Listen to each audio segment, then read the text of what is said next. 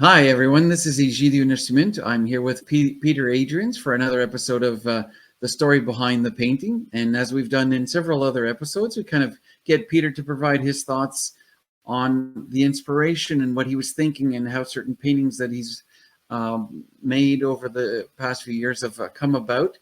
We've been focusing on the previous episodes, focused on some more realistic paintings. Today, we're going to look at it from a completely different angle or slightly different angle, more conceptual paintings. Some of them are in black and white and some interesting insights as well. But before we go into that, let me just share with you a little bit of background on Pieter. Pieter wears many hats. He's a philosopher, painter, entrepreneur, and when he has some spare time, and actually, Pieter, if you just scoot over to the side a little bit, right behind you are some guitars that I saw earlier. So there you go. And that's the point I have here. He's also a musician in his spare time when he has extra time, when he's not wearing one of his many hats.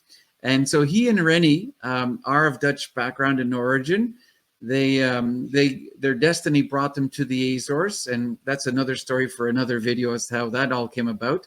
But they came to the Azores, decided to settle in the island of Saint George, and here we have some pictures of the island and why they decided to live there. And during the first couple of years there, they came across this derelict cheese factory in the Freguesia of Sant Antonio and decided that it might make a good workshop, and Atelier de Casse Fabrique is the name that they've given to it, which translates from Dutch to English as the workshop from the cheese factory. And so on the ground floor, Pieter has his workshop that he uses and does courses there. And then on the top floor, he has a gallery where he displays some of his works. And one of his works that we're going to touch on today, and it was one that was quite striking. It's in black and white. We're going to get into it. And it's something when I saw for the first time, normally you see the depiction of Christ from the bottom up or from the front. And this one, when you kind of were really looking at it, and Pieter was explaining it to me, it really kind of was, I was just drawn to it. So I suggested to Pieter that this needed to be one of the paintings that we covered in these sessions. So with that, Pieter, I'm going to turn it over to you, and maybe you can give us some ideas of the inspiration that you had when you were painting this. Okay, yeah. Thank you for giving me the opportunity to comment on these works because they're very important for me. Yeah, so I studied philosophy in Leiden from 97 till 83, so 7 years, and basically. As a youngster, 13, 14 years old, I already had a very big interest in religion, a fascination for religion, for all forms of religion, Hinduism, mysticism. Uh, um, I went through a great crisis around that time. Maybe talk about that some other time. But and we'll see this later in this movie. This fascination for religion was a very important motivation for going some ways in my art, trying to express some feelings and thoughts that I have. And so this painting stands in that tradition. It's a couple of years old, but its roots go way back to my original, I would say, inspirations as an artist or motivations as an artist. So, but what triggered this painting is the next painting that you see here. It's a Last Supper. It actually was made for my friend and his wife Carla and Renato Betancourt, Carla Silva, Renato Betancourt, and this was a. You must realize that I come from Holland, and there's probably not a more Calvinistic country in the world than Holland. So basically, um, the story of the beginning of Dutch art is we call this the image storm or the sculpture storm. Basically, the Dutch started their history in art by destroying everything that was art, and then all the religious art was done away with, and actually really burned and shattered. And I think actually it's quite symbolic for some of the underlying tensions that exist in Dutch art. Maybe we talk about that some other time. But and that gave way to the whole, I would say, golden age of Dutch art. It was the bourgeois art and the new patrons of art that were the rich merchants and stuff like that. But the effect of this is that there's almost no real religious art apart from some separate isolated musea, but it's certainly not part of everyday life as it is here in Portugal. And even in the Catholic churches, Catholicism was banned. Well, it was freedom of religion, but they were tolerated. It was not like they were really, on a lot of occasions, especially in the village where I used to live in Holland, up till the mid 19th century. The mayor would try to forbid Catholic services taking place in his village. So, and it actually there were heavy battles with. It went all the way to up to our parliament. This kind of conflicts around that time. So, as a young man, I was baptized in the Protestant church. For me, a church was white walls, uh, windows, maybe with some stained glass, but that was it. Maybe an organ to play some music, but because my grandmother used to sing very loud, it was like sitting next to a hurricane in church, and I enjoyed that. But there was no art in churches, and even in the Catholic churches, they had crucifixions, but they were all like stylized Gothic. You wouldn't see no real wounds, or you wouldn't see no real blood on painted on it. This was quite understood to be kind of distasteful. And when I first came to the church in Manadas, the statue doesn't exist, or it is not in the church anymore. There was an image of Christ with a cross on his shoulder, Hmm. bearing the cross to Golgotha, where he was to be crucified. And there was blood, and there was still wounds, and it was the blood.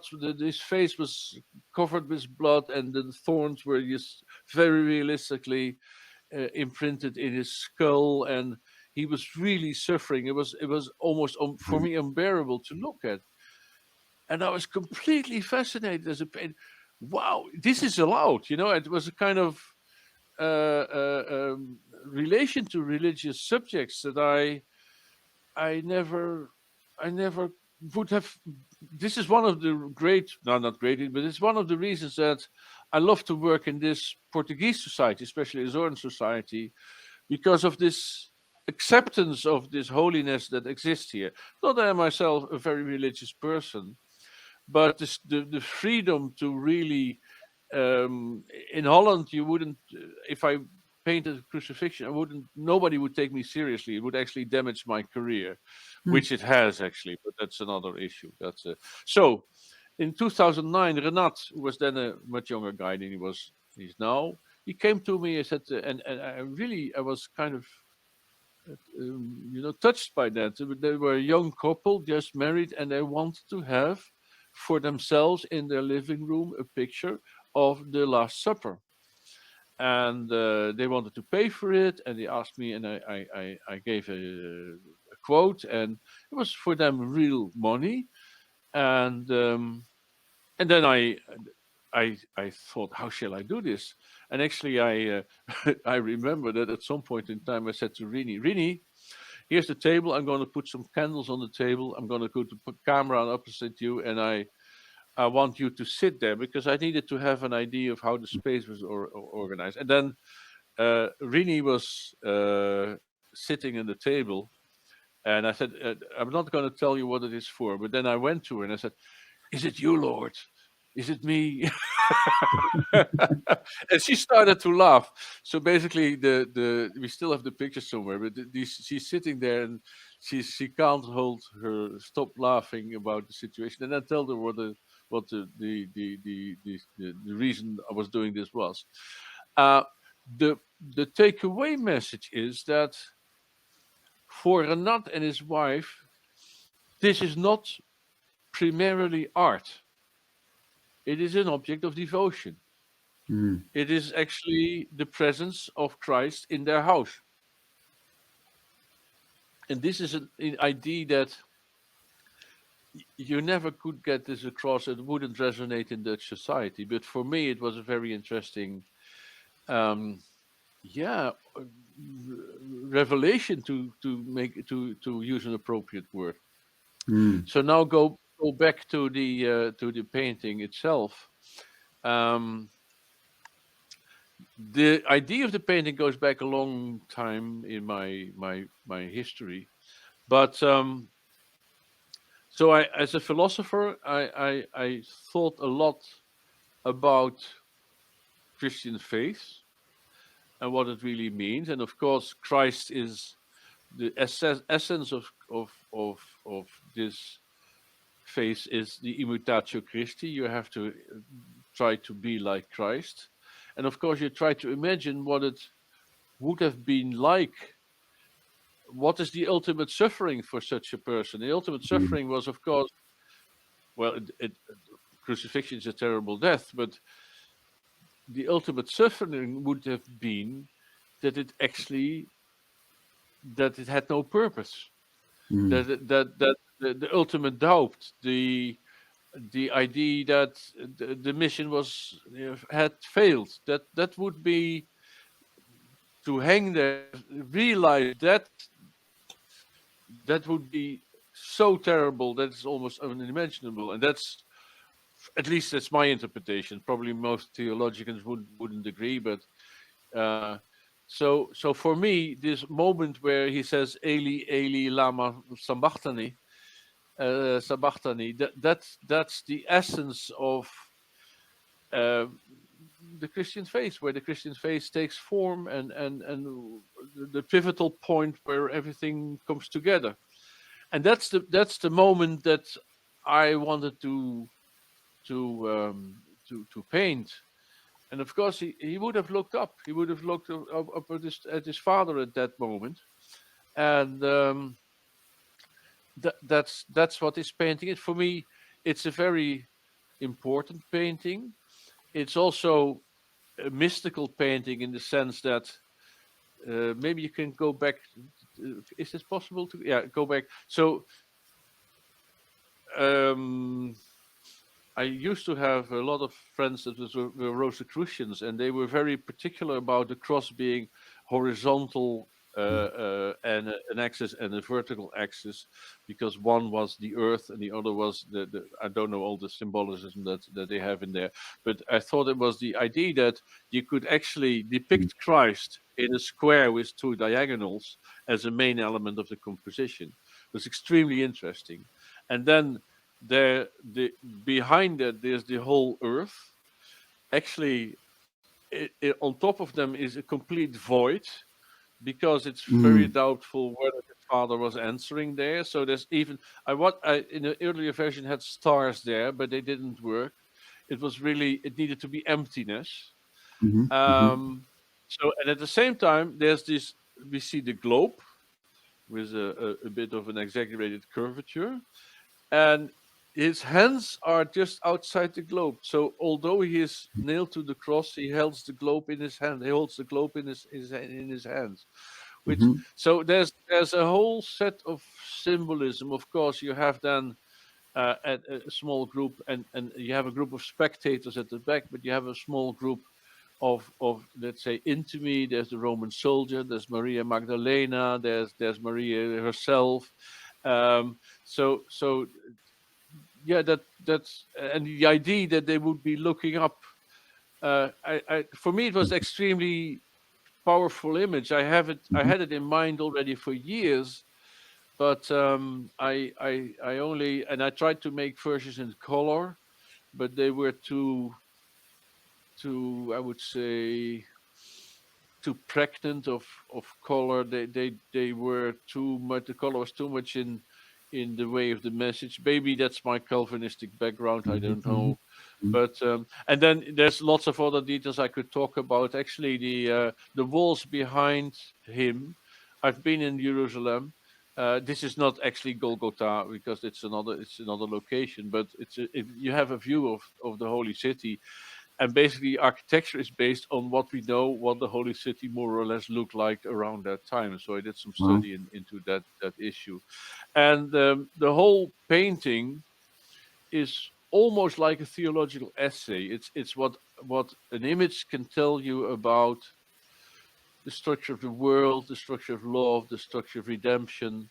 For me, it's all in there. I could talk for ages about this painting. I'm very glad that it came out. Um, uh, uh, um, I was afraid that maybe the Azorians would think it was blasphemic because we look down on Christ. Hmm. But no, they love the work, and actually a lot of Hmm. people had already wanted to buy it, but it stays with me because it's such an important thing for me. Now, actually, I did some studies also in color already for the painting, so maybe you can show that. This is also interesting. This is actually this. I think it's the 2nd of November 1972. So this is 51 years ago. I drew this as a teenager. Probably was 2nd of. I was 17 years old at that time. I knew Rini already, and what you see here is an image that I myself don't understand. It fascinates me, but as an artist, you can create things that. But I can give an analysis or more or less what happens. It's Christ performing an act of compassion onto himself. He is reaching out to himself. One is reaching with his arm over the cross, the other is reaching towards him. And it's like Christ coming to grips with his suffering. And there's actually a movement of the hand going from behind the cross to over the cross. And this movement is shown in a kind of slow motion picture or set of picture frames at the back of this image. I was planning to do a painting on this, but I never got to it. But the image still fascinates me, and I started to do sketches on the basis of this image. And now you can go to the next. This was one because in this act of waving with one hand from the cross to the other, he actually must have looked up. And so I started to think about the idea of Christ looking up to us. Actually, there's a famous painting by Dali where he also uh, depicts Christ from above, but then you see his on top of his head. He doesn't look at you. So this looking at us or at the beholder, or actually would have been what his father would have seen when he saw his son suffering like that, was something that extremely fascinated me. And here you see a sketch for the face, and actually I think I sold it, but I think this is one of the best things I ever made because it has everything. It has the fractals, it has the rhythm of the brush strokes, it has color, it has the sadness, it has the depths. Hmm. It's so rich as an image that in the painting I didn't use color, but maybe I'm gonna do a painting or a head of Christ later on, or maybe a crucifixion where I explore this style further on. There's so much more to be had there, and yeah, this is a people that see I did a lot of faces of Christ because it fascinates me, and they're all sold. So people seem to be moved by it, which Hmm. I like. So that's there's much more paintings of Christ, but this is one of the stories that and probably the most important one. And you know that the black and white, the crucifixion painting that you showed or you spoke to, that was the one that I think led me to really suggest and encourage you to do these types of things, because when I saw that painting on the wall in the atelier, in the gallery, when you provided the commentary similar to what you just did now, that really kind of gave it a completely different perspective. I was drawn to it to begin with, but then when you provided the additional color, I thought that was even more interesting. So certainly appreciate you taking the time to go through that. Just before we sign off here, I was just wondering, do you have any other plans that you're on, or projects that you're working on that you want to I'm share? always full of projects. So, but now I'm actually it's Sunday now. I'm flying to São Miguel on Thursday, and I'm gonna. One of the things I'm going to do is open a little exhibition of my work in Herdade de Ananas, which is Yes. a very nice resort, I'd say, in Punta Delgada, and I'm honored to be able to show my work there. So this is a drawing I did of an ananas, because I thought it was nice to have these, and it needs to be colored. It will be. I'll apply some color to it. So that's a Um, pineapple for anyone who doesn't know what an anage is in Portuguese. That's a pineapple. yeah, this is the real thing, and it actually it was. It's quite a drawing to make, because it's so full of little leaves Mhm. and occlusions, and also this structure is quite interesting. It's all hexagonals and stuff like that. So yeah, so I'm working on that, and then at the same time, I'm because I have some work from São Miguel hanging there, or at least but I thought I would do some other ones. So this is a one that I is motivated. I took a picture because I didn't have time to do local sketches, but this is Set Cidades in São Miguel. I'll do some other ones too, and I'll publish them. If they're not sold during the exhibition, they will be on the sales site that is opening shortly. So Very good. you can actually follow the adventures of these things over there. So yeah, I hope to be able to. I've got 3 days left. I hope to be able to do some more, but we'll see. So this one is almost ready, and the next one I'm going to color is this one. Very nice. With that, Peter, thank you very much for Thank going you through too. this. It was very entertaining, very insightful, is I guess a better way Okay, to put it. Certainly appreciated, and we'll look for more down the road as well. So thank you for this, and we'll see you in the next episode. it was a pleasure, as always. Thank you.